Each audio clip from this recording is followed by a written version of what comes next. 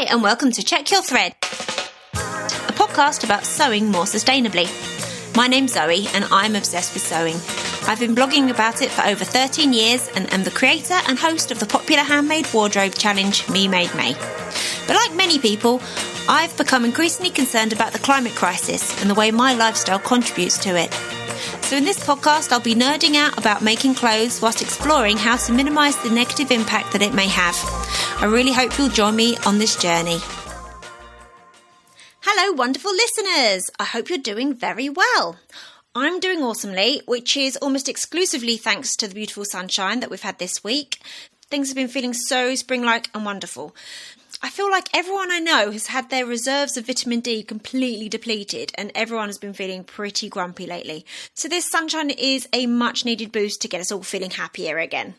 Right, so before I forget, I need to make an update to a sustainability point that I made recently. I'm talking about the announcement I made about how Superdrug stores here in the UK are now collecting medicine and vitamin blister packs for recycling. Well, it turns out that this is only true of the branches that have a pharmacy in them, which is completely ridiculous. I've been doing some mild harassing of Superdrug about this via Instagram because I found it difficult to find the right email address to use on their website to make a complaint.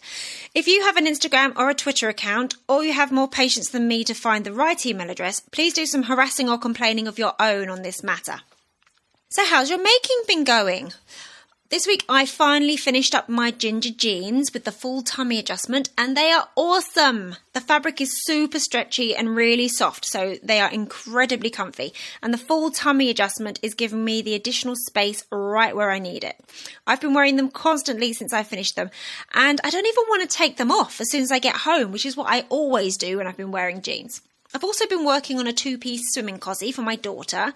She's been growing a lot recently, and she's been complaining that her current swimming cosy is feeling tight. I found a few options of patterns, and she picked out a pattern from an edition of October magazine. It's a two-piece swimming cosy where the bottom part is like cycling shorts, and she's really into the idea of that. I'm using two different fabrics. One of them is like a spotty lycra that was probably intended originally for dancewear, but I think it's going to work fine for swimwear. That's been in my stash for so long that I can no longer remember where it even came from. The other fabric is a solid black swimwear fabric that's made from 70% recycled nylon that I bought from Made My Wardrobe. I've also bought some swimwear lining and some rubber elastic for the armholes and neck holes from eBay. Plus I'm using some bra elastic from my stash for the bottom edge of the top and for the waist edge of the bottoms, because I didn't really have anything else that was a suitable width. Sustainability wise, I don't know if this counts, but we invested in a new heater. So when I'm chilly in the daytimes whilst I'm working from home, I can pop that on rather than putting the whole heating on. I have to say I'm also usually wearing a million layers, and I'm sitting underneath a sleeping bag as well. Apparently this heater is very energy efficient, so it should reduce our energy consumption, which of course is no bad thing financially also, considering how much fuel bills are rising at the moment. Massive thanks this week to Gay for becoming Check Your Thread's latest patron. Thank you so much. It really is super easy to sign up to support the podcast, and you can make it for any amount that you wish. To do so, or to find out more, find the link in the show notes or on the website checkyourthread.com. Right, let's chat about today's episode. So this one was slightly different for me to record. It was my first quote-unquote proper recorded conversation for the podcast that took place face-to-face. It added a different, slightly more intimate dynamic, I'd say. However, because I was using a different recorder, both my washing machine and my cat make an audio-based appearance in this episode, so apologies for that. So it's a conversation I had with my very good friend Sophie Passmore, who is an amazing artist and maker. She is also the founder of Mask Makers UK, a Facebook group which quickly became an important hub, providing information, assistance and support to thousands of voluntary mask makers over the last 2 years since the start of COVID. Sophie has been on such a crazy journey with it all, including going viral on YouTube and making an appearance on Breakfast TV here in the UK. She tells me how both the group and mask making in general have evolved over that time. We get into the highs, the lows, and her motivation for sticking with it through the craziness. There's loads of links to everything Sophie mentions in the episode in the show notes, along with some cool photos, so go and check those out. I have another episode with Sophie in the works for later in the year, but for now, let's enjoy this one. Here we go.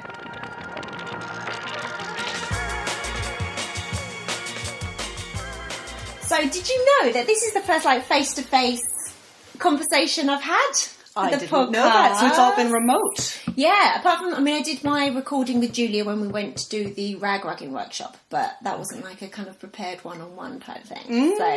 So welcome, Sophie Passmore, to the podcast. Thank you very much. Thank you for having me. Oh, I'm so excited. We've been talking about this for so long, and now it's happening, so I'm really excited.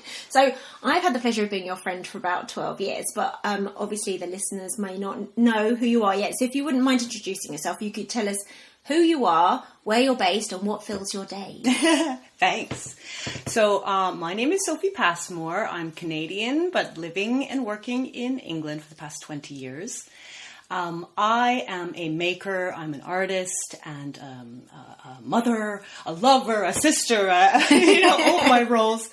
And I started Mask Makers UK, and I suppose that's the sort of the main bulk we'll jump in that in a second. Yeah, sure. So I make masks. I started a community. I also work as a freelance maker. Plunge creations, and worked on a mask singer, things like that. And I also have a pottery practice, a ceramic practice across town.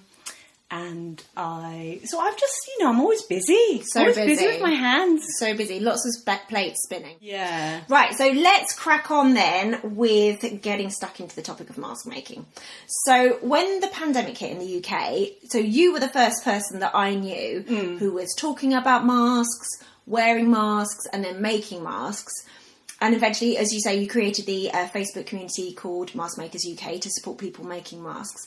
So I know, as your friend, that you've been on a massive journey. Yeah. So you were my in to masks. So how did it start for you? Well, it was through the maker and artist community online. Right. So a number of networks that I'm a part of, just generally with making artist materials, things like that. Suddenly there was a call to arms. Right. Are you a maker? Do you sew? Can you start to make masks? Here are a few basic patterns. There were a few maker videos, there were patterns that were posted, and they were very, very limited at this point. Mm-hmm.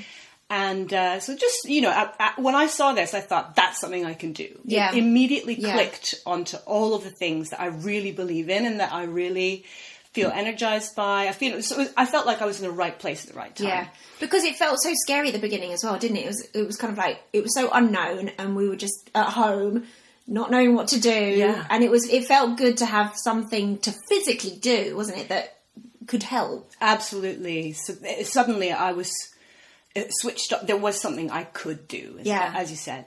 And so joined it and saw on Facebook that there were 1 or 2 American mask making groups, and the main purpose seemed to be sharing information. Uh-huh. So what are we making? Out of what? How do we use them? How do we distribute them? Who needs them? And what's this all about, basically? And joining up there, having some conversations, and then realizing we don't have anything here. We don't have anything like this in the UK. So it was actually Portia Laurie. She's another blogger, sewing blogger. Yeah. She and I started up Mask Makers UK. I started it up. I reached out and asked for help, and she was brilliant. She jumped on. Was this on Instagram? This was on Facebook. Right. So it was on the American site. And she was brilliant because what she brought were the communication skills with regards to organization and creating resources and knowing how to speak to people, like really knowing how to talk to the community and keep people, motivated, but also in the loop. And she was so brilliant at that. Yeah, because she's been blogging for years, hasn't she? She had some mad skills. Yeah. And what I could do, I had the energy and I had the enthusiasm to just do whatever it took. So with regards to gathering up loads and loads of patterns and reaching out to other admin from other groups and asking them what their best advice would be and what they found out. And in America, for example, they had created this massive system to organize donations. So there were a load of volunteers making masks, but they needed to get to where they needed to go. Yeah, because that's the whole other side of the coin, isn't it? Exactly. And so they had developed this really brilliant system on Airtable, which was donated to them, because otherwise it's a sort of piece of software you have to buy. Right. It's just Mask Makers on Facebook, and the American group. They had over 15,000 members at this point, and they were organizing donations for all 50 states of the United States. And they had people organized and everything. I was just like, in awe. Yeah, that is such a logistical thing. Absolutely. Wow. So we didn't have anything like that at this point. We were literally, people were making requests. Help us, we're midwives. Help us, we're nurses. Help us, we are even shopkeepers. Whatever it is. Yeah. Frontline staff. And this was early enough in the pandemic as well, where people still thought we were crazy. Yeah, which is another thing I want to come on to. It's another whole thing. Yeah. So we were determined that we were doing the right thing. And we had people in need reaching out to us, and we thought, we're just going to get on with it. Yeah.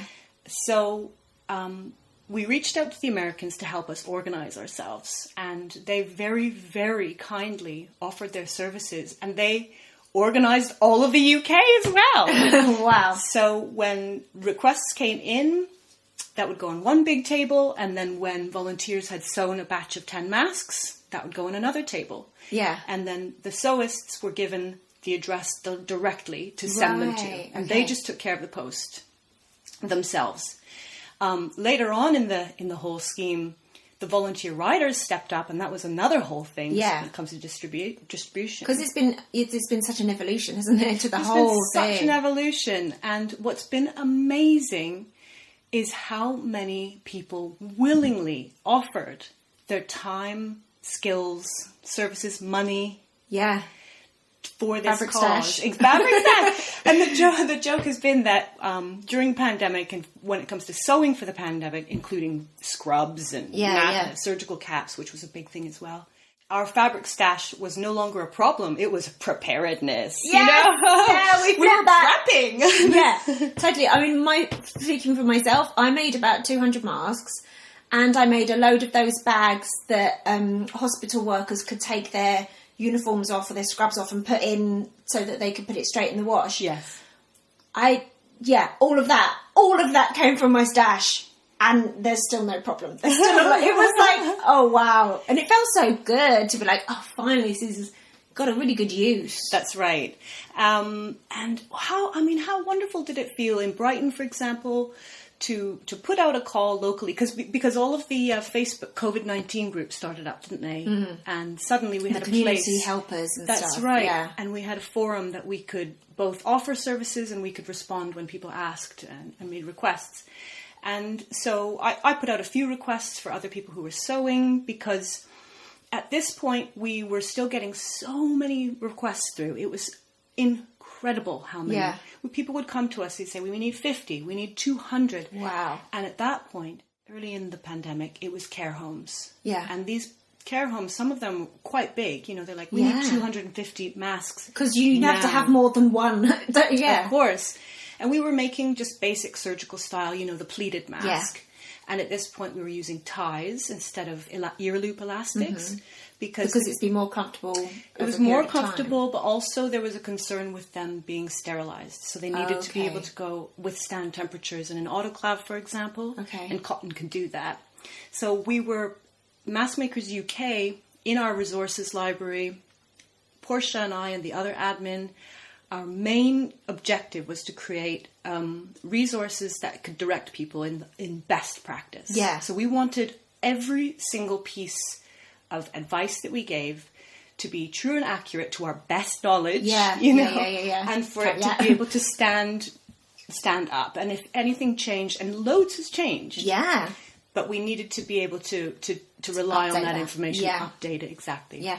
Well, this is the thing, because from the outside looking in, the amount of research and testing and trialing and so on that you've put into learning about the different mask pattern styles and the different materials, it seems like you should have earned yourself a PhD by this point. So what kept you kind of pushing forward? Because it's a couple of years now, isn't it? And as you say, you've continued to kind of gather the data and gather the research as you've been able to, and as it's gone on, what was that kind of motivation to keep doing it, keep updating, keep pushing forward? Yeah, I think that there's just that there's something in my personality that I quite enjoy the innovation. I really enjoyed the R&D, the research and development aspect of it. Yeah. I really loved that part of it. So for example, when requests started coming in, and this was a little bit later on in the pandemic, and things started to slow down, and even when the market caught up, Yeah. And our masks weren't needed as much anymore. And so we almost closed completely because it just slowed so much.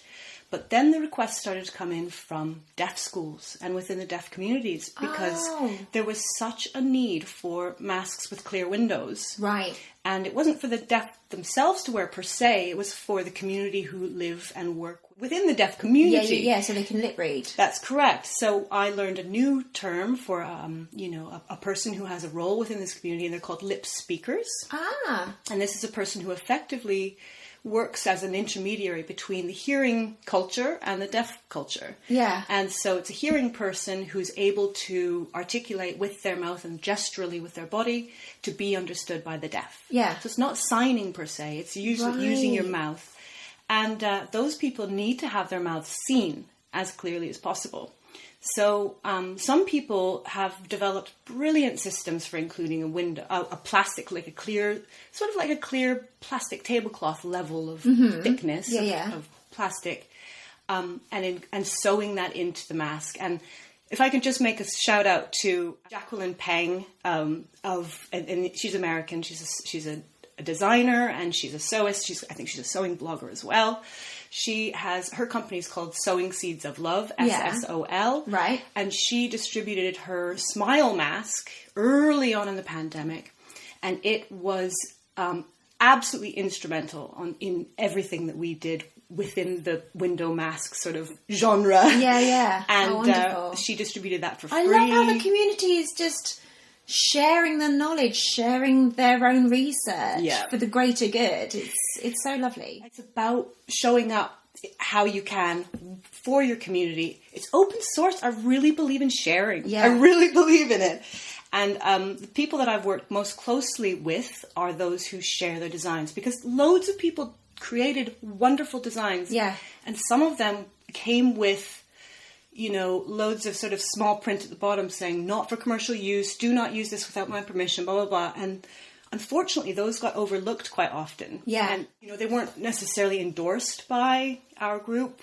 We wanted to be able to distribute everything freely and have it available. Yeah. And so, interesting problems. We were even donated loads of fabric, which we couldn't use. Oh, really? Why is that? Because it had been created under this caveat of exclusive use for NHS staff only. The design with the rainbows. So beautiful. Yeah. In a way, it wasn't usable kind of by us because it was a polycotton that had a very loose weave. Right. And so at that point in mask making, we weren't using a really loose weave. But it was all about really tightly woven. Yeah. Almost like Egyptian cotton, like really high thread count. Yeah. That was the emphasis because we thought that was going to be the best filter material. Sure. We don't believe that anymore. That has changed. So we do use a loose weave now, but it would be generally a cotton, not a polycotton.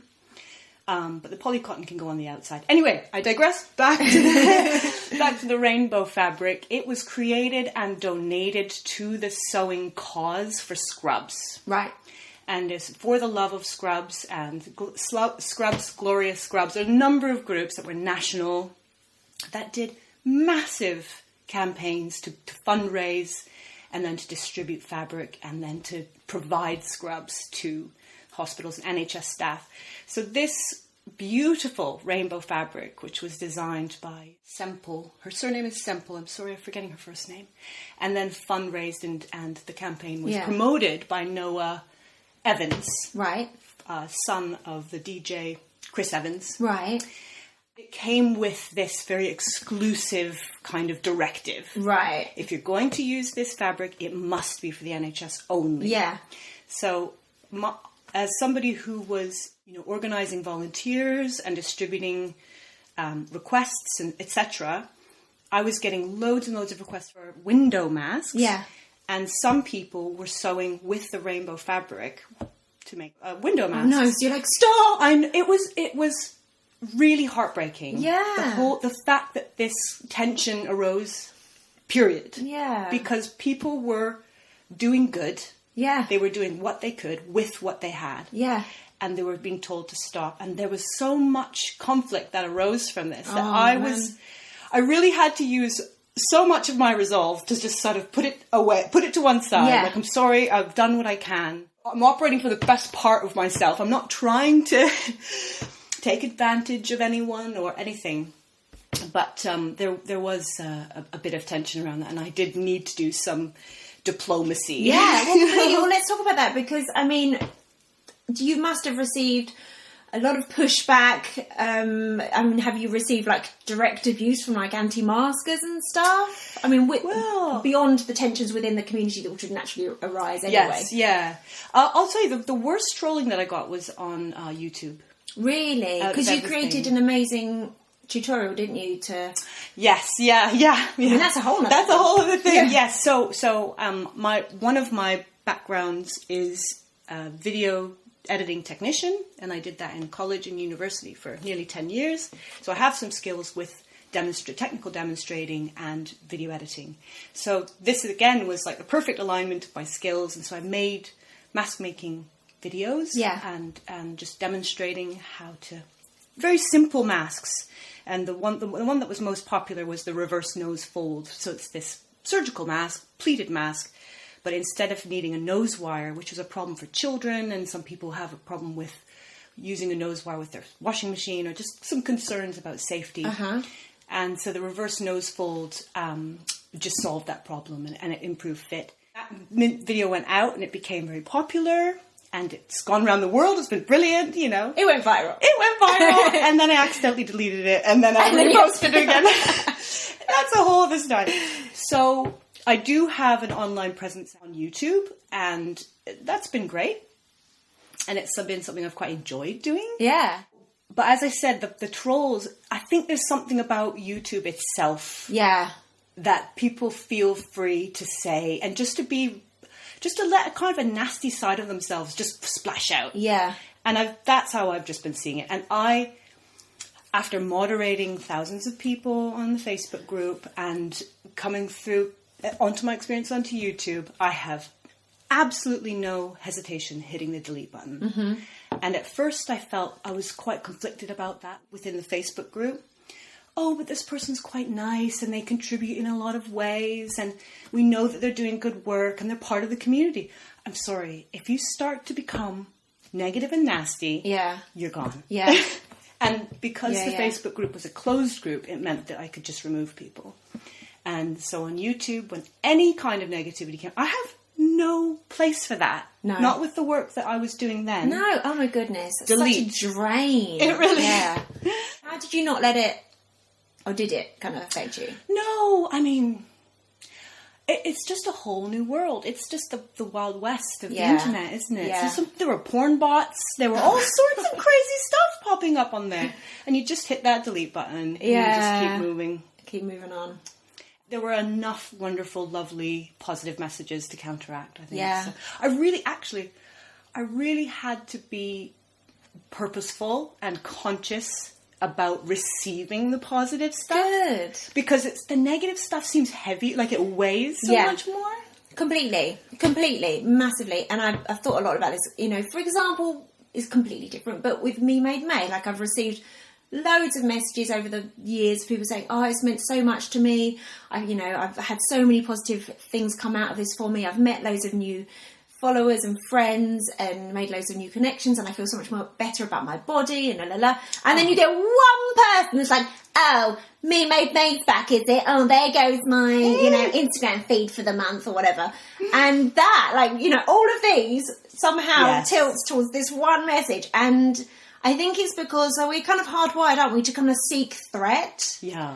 And even though that's not a physical threat, it feels... You can't help but respond to it. And I guess some people are better at managing than others. And I'm so glad that you're like, nope, I have no time for this. I'm going to make myself look over here where it's happier. Yes. Yeah. Yeah. Well, I mean, it also helped that I had a wonderful team of people and I could have a little moan if I needed to. Yeah. So managing the group, the Facebook group, there were a handful of wonderful moderators and a co-admin. And because we made it a policy not to hash anything out in public. Right. So even if there was a slight disagreement about what we were doing, what strategy we were taking, whatever, we must work that out behind the scenes first and then appear sort of just strong and resolved. Front. Exactly. Yeah. And, they're just, such wonderful, supportive people. Because things can get so kind of misconstrued when you're having conversations via tiresome messages. And then also with regards to the mask making group and the mask making information and just best advice and guidance, there's so much opportunity for confusion. Every single day, all throughout the day, I heard this, no, I heard that, and there's contradicting information as well.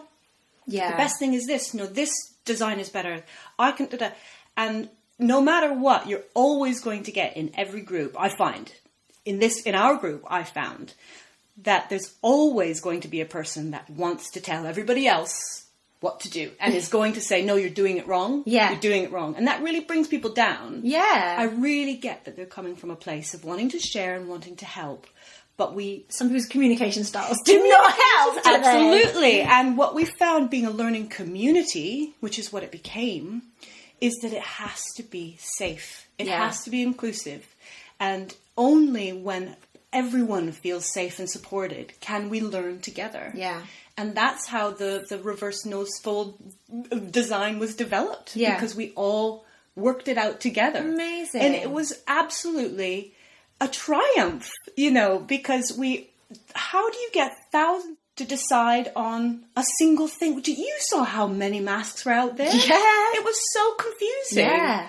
I feel like you've tried them all. I've tried many of them. But we really needed to agree on one that we could donate very easily. So it was one size fits all, and that you could change the fasteners, because some people have whatever. Like, you can't all do it behind the head. You can't always do it behind the ears, etc.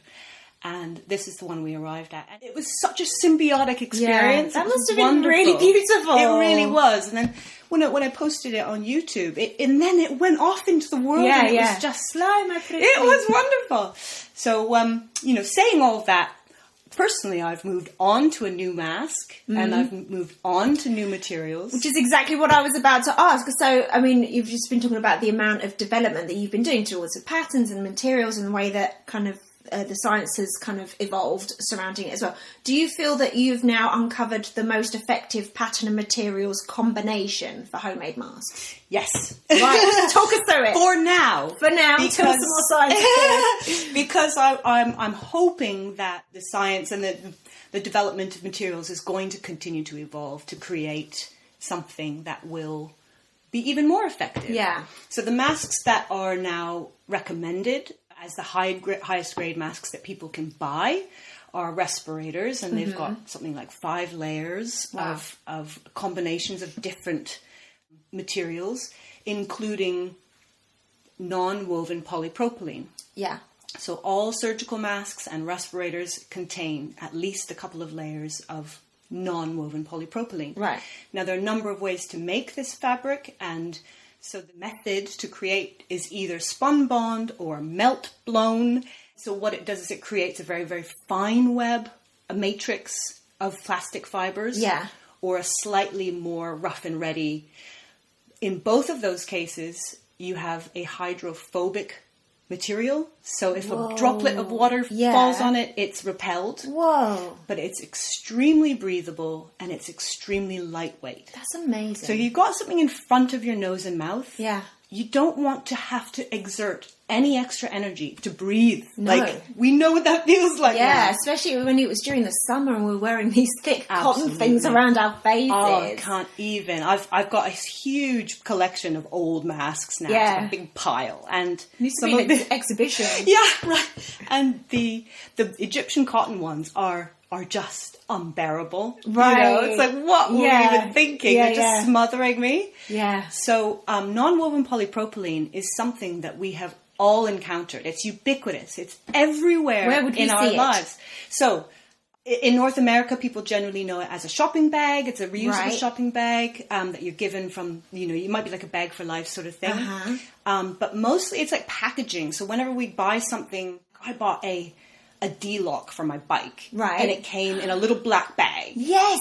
And so you'll know it because it's kind of got this like waffle pattern. Yes. It's slightly like dimples. Yes. And so what it is, it's sometimes dry cleaning bags. Dry cleaning bags. Yeah. Sometimes the bottom of a mattress protector, the part that goes underneath the mattress. It's because this stuff is so cheap and it is so strong. Wow. And it's got those properties. It's got the water repellent. It's got the water repellent, and it's like a really tightly woven matrix of fibres. Yeah. And it can even hold an electrostatic charge. What? Now, saying all of that, the one that you're going to get in a respirator, an FFP2 or a KN95 or an N95 respirator, those are medical masks that were made using melt-blown non-woven polypropylene, which is an even finer matrix. So it will catch very, very fine particles. Wow. Yeah. And it will have an electrostatic charge. That's how they are produced to maintain this charge. And it will have several other layers. What's the benefit of holding this charge? It will literally, like static charge, catch a particle. What? The particles will just stick to it.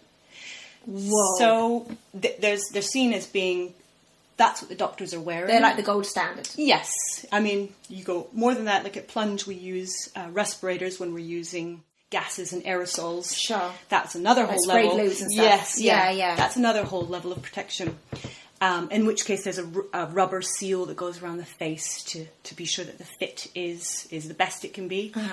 This material that we have that's available to us, and it's this non-woven polypropylene, but it is spun-bond non-woven polypropylene. Right. And the difference is, so the melt-blown and the spun-bond, is that the spun-bond can be washed.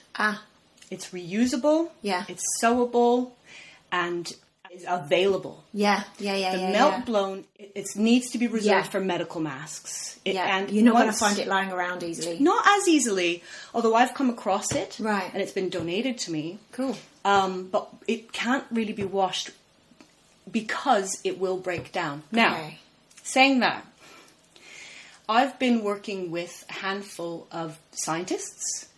Dr. Jocelyn Songer in the States, she's from MIT, worked through Harvard as well, and she has created a group called Maker Mask in the States, and they've been working just tirelessly to create resources and best practice for making your own masks.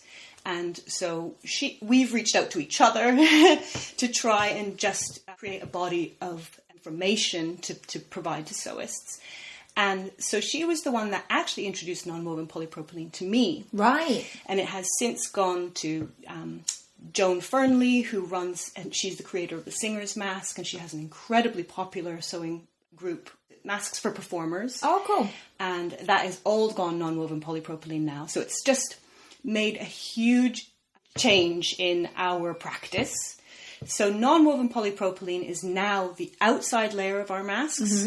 It's definitely the inside layer, because the advice from WHO, from Health Canada, from CDC, as of last summer, so summer 2021, has been 3 layers of mixed materials. Right. So that can be non-woven polypropylene, cotton, and then something else. Yeah. So, but preferably another layer of non-woven polypropylene. So we use this fabric. It comes under a number of different brand names. So in the States, it's Olifun or Smart Fab. Right. In this country, they sell it at Fabricland as a honeycomb park. And you can buy it in a big roll. It's really cheap. Yeah. You can get it in different colors. And what's nice about it is that it's so easy to sew. Yeah. I'm not breaking my needles nearly as much as I did sewing that Egyptian cotton. 20 layers, yeah. And you get the pleats and you got 70 layers. Oh, the pleats. Oh, yeah. So I've changed designs now. I work with a boxy design, which is more about like origami. You sort of fold up this little cup and it makes a little bubble in front of the nose and mouth. I cannot bear to have a mask touch my nose and mouth anymore. Yeah. You know, that cotton right in your face. Yeah, in your lips. And what's so nice about this non-woven polypropylene is that it creates a structural element to the mask. So the origami folds keep it in place, and then it creates this lovely bubble. And nothing's touching your mouth. Nothing's touching. Yeah. This is what I sew now, and I put a layer of cotton on the inside. It's loosely woven because the main purpose of that cotton is to be absorbent. So when we're breathing, we're creating a lot of water vapor in our breath, that absorbent layer will just keep that there. Otherwise, you're going to get a really clammy environment inside the mask. Yeah. Because it does need to be washed. You have to consider the washing because it will break down over time. Yeah. So there has been a reluctance to change to non-woven polypropylene because it's plastic. Yeah. And a lot of our sewists, myself included, have a problem with creating loads of waste. Yeah, and microfibers. Exactly. And washing it and what's going to happen there, etc. But the way that we're looking at it is it's a balance between, having something that is protective and having something that is reusable. Yeah. And also personal. Because what we're finding is that we just need masks on faces. Yeah. And if they can be slightly personalized. Yeah. And if it's comfortable. Yes. And if it's well-fitting. Yeah. Then a person will wear it. Yeah. And they'll wear it for longer. Yeah, and just, quick, get it off. It's like, no, you can go about your day. That's right. And because what we have found and what I am a believer in is that universal masking is best practice for our community in the middle of a respiratory pandemic. Yeah. So, which leads me on to, so now that the UK government has decided basically to lift all COVID-related restrictions, how do you see the future of mask wearing and making in this country? Yeah, so, this is a good question because I'm a bit punk rock, okay? Know that about me. I'm a little bit outside. My practice is wrapped up with my belief in sustainability, but also my feminism. Yes. And I feel really strongly about health and safety. I feel really strongly about that. And I think that masks have become part of our culture. I hope so. So a big part of problem solving with regards to this pandemic and public health policy has been cultural. Just look at the wars that we've got, pro this, anti this, etc. And really, we just need to be on the same page about this. And adopting something into cultural practice is pretty powerful. Yeah. And I think that masking has found its way into and it's such a kind of quick time as well. Yes, yeah. Like you got literally millions of people who've never worn a mask before to wearing them every day. Yes. Like in a short period, obviously not everyone has embraced that. But that is, it's kind of mind-blowing, isn't it? That we all, so many of us got on the same page quite quickly and have really changed our day-to-day habits. It's so amazing. It is. I think it really shows how capable, adaptable, resilient, and all of those wonderful human, traits that we have and that we can do when we have to do it. Yeah. And I think that our generation and where we live in the world, we don't have to do a lot of stuff that we don't want to do. There's a lot of choice. And suddenly we've got to just get with the program. And which there was a lot of pushback against, wasn't there? There was. But again, I cannot say enough about the female population over 65 who just got on with it. Yeah. In their thousands and thousands. Yeah. There was such a willingness to help. Yeah. So I went on BBC Breakfast. Yes, you did. Back in the day. I'd forgotten that. I came on after Matt Hancock, our health secretary at the time. Yes.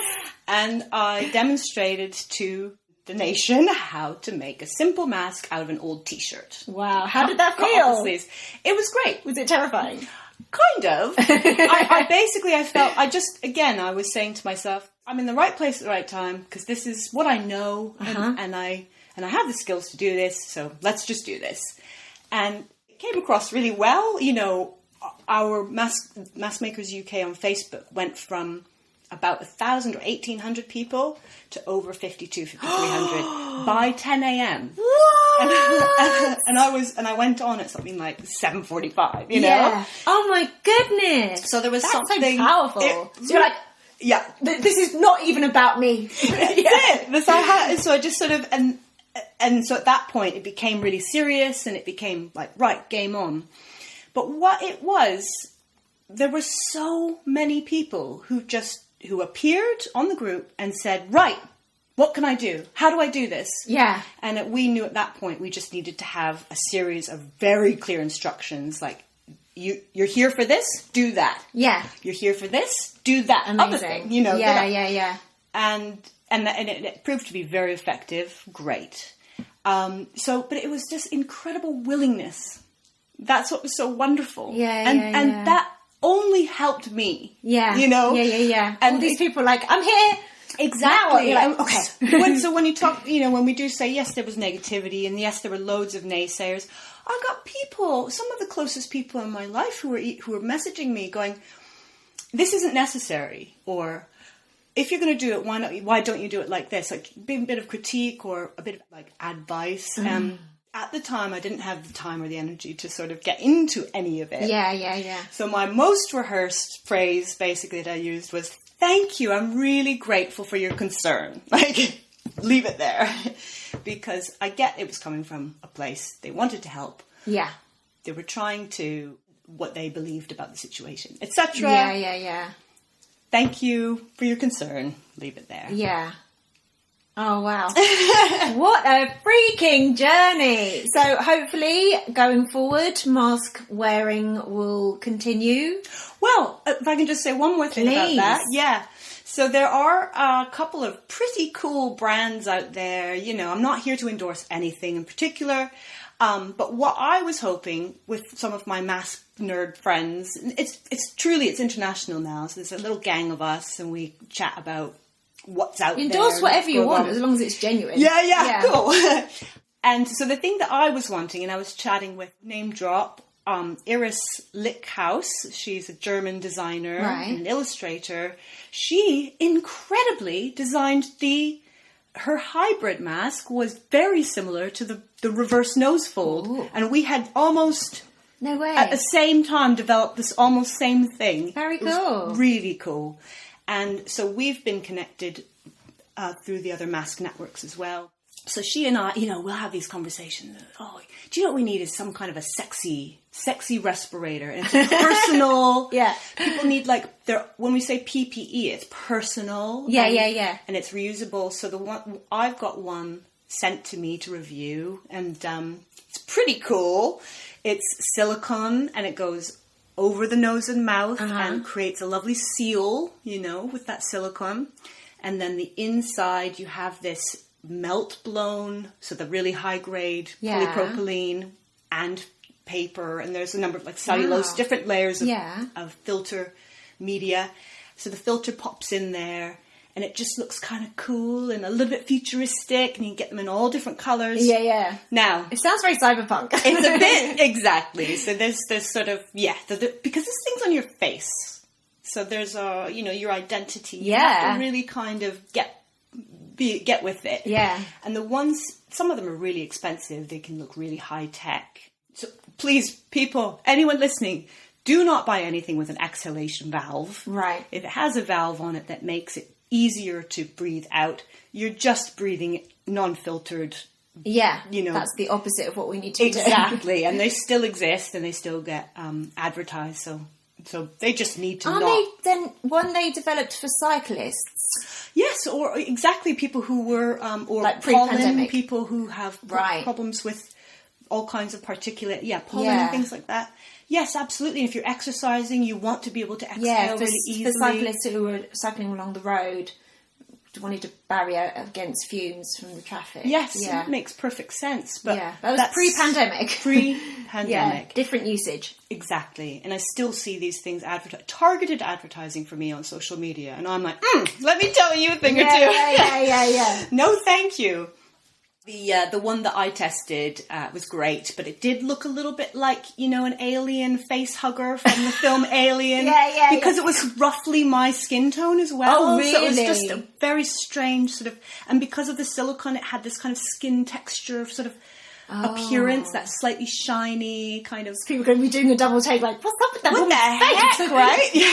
But it was very comfortable, and I did a long haul flight with it. And felt fine with it, Interesting. And you can wear glasses, because that's a whole other thing. Oh, that's, let's not get onto that, because I imagine that's but basically, a whole subsection. It is, but we've basically solved that as well. You can, if you've got a well-fitting mask of any kind, with no leakage, because fit is so important to prevent leakage, then the glasses shouldn't fog at all. Yeah. So the main takeaways with mask making now are filtration, breathability, and fit. Those are the 3 main considerations when making a mask.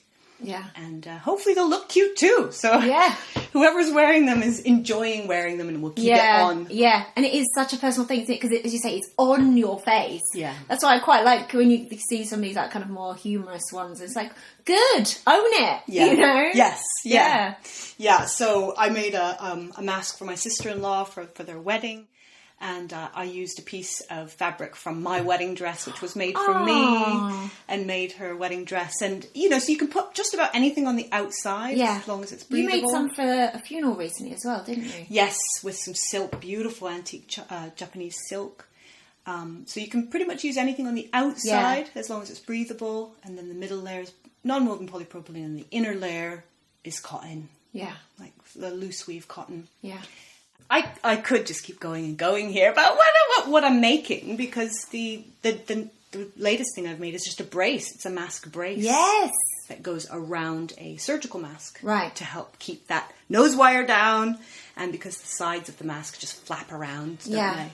So that's a mask brace. Right, I will link to that as well. Oh my goodness. Wow, such a journey. I know.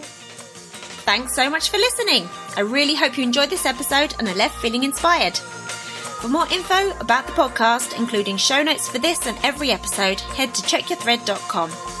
I'd love to hear from you, so if you have any comments, questions or ideas for future episodes, please get in touch by emailing zoe@checkyourthread.com or find me on Instagram @checkyourthread. Massive thanks to Patrick Potter for production support, to Sylvia Seller for the awesome logo design, and to Simon at Palm Skin Productions for the music. This ad-free podcast would not be possible without listener support, so if you feel you are able, please consider signing up to the Check Your Thread Patreon. For the equivalent of buying me a coffee each month, you'll be making it possible to continue producing regular episodes. Links can be found in the show notes and on the website checkyourthread.com. I hope you'll listen again next week. Until then, take care. Bye!